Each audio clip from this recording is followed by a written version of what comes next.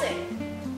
Surely such a utilitarian occupation, such as watering the flowers, is more merriment's duty than yours, especially when intellectual pleasures await you.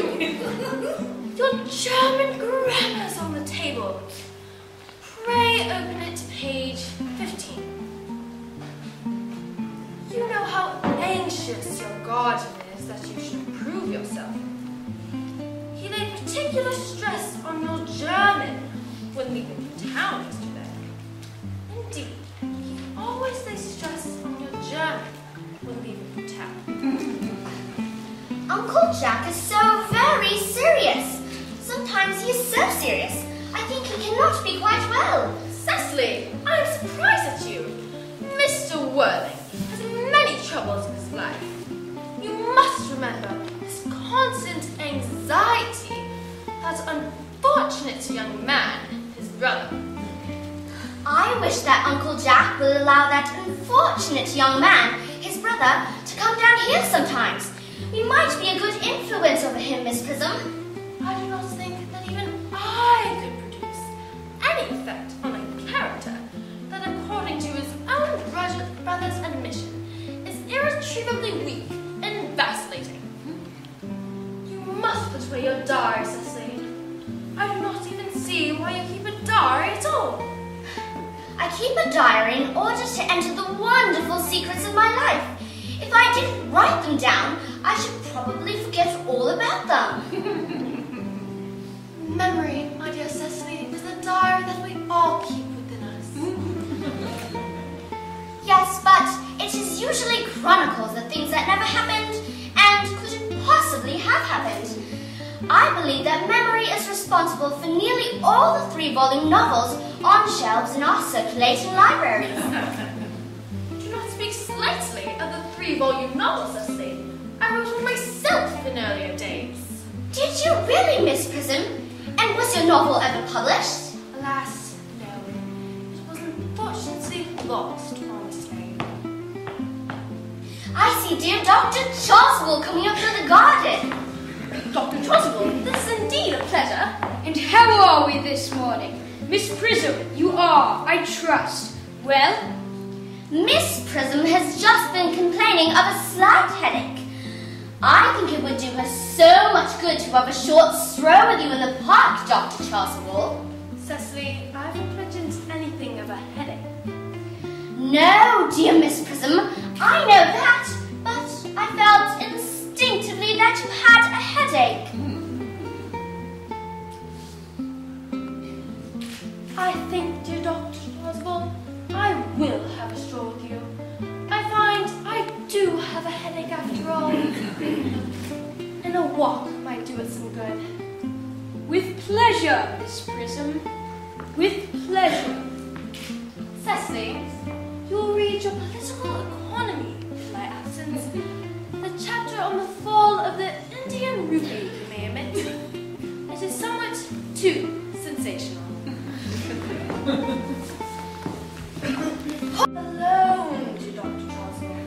You should get married. You do not seem to realize, dear doctor, that by persistently remaining single, a man converts himself into a permanent public temptation. Mr. Worthing! Mr. Worthing! This is indeed a surprise. We did not look for you until Monday. I returned sooner than I expected. Dr. Chasuble, I hope you are well. Dear Mr. Worthing, I trust this garb of woe does not betoken some terrible calamity. Such a surprise for you. Guess who's in the dining room? Your brother.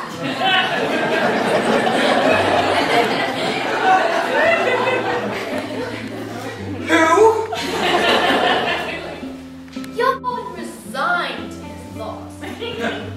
Some return seems to me purely distressing. Oh, good heavens!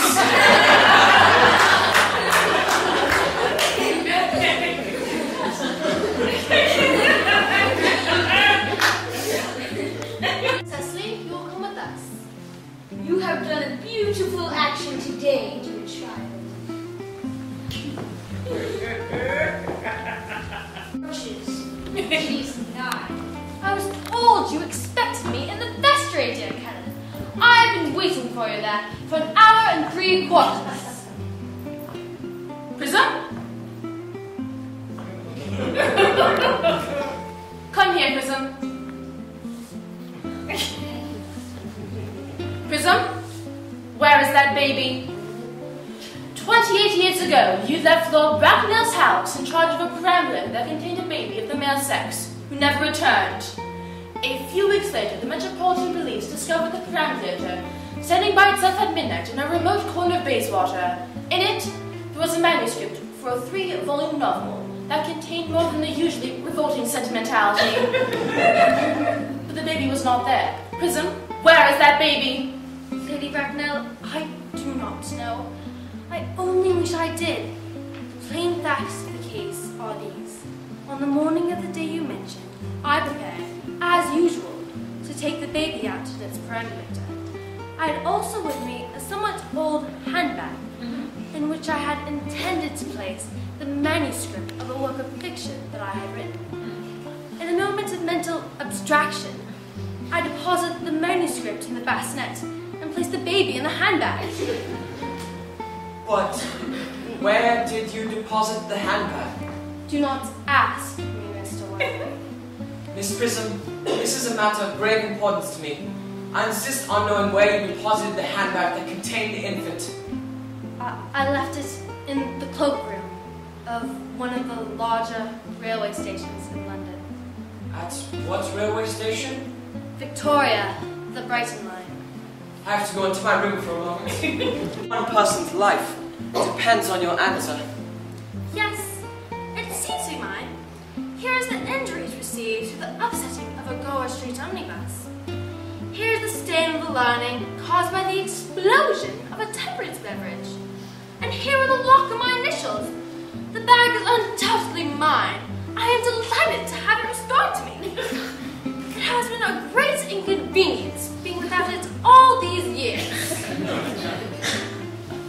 More is restored to you than this handbag. I was the baby you placed in it. You? Yes. Mother! Mr. Worthing, I am unmarried. Unmarried? Well, I cannot deny that is a serious blow. But who is to cast a stone on one who has suffered? Mother, I forgive you! Mr. Worthing, there is some slight error. There is the lady who can tell you who you really are. At last. Letitia! At last, you're all displaying signs of excessive triviality. Not I, Aunt Augusta. Quite the contrary. For the first time in my life, I realized the vital importance of being earnest.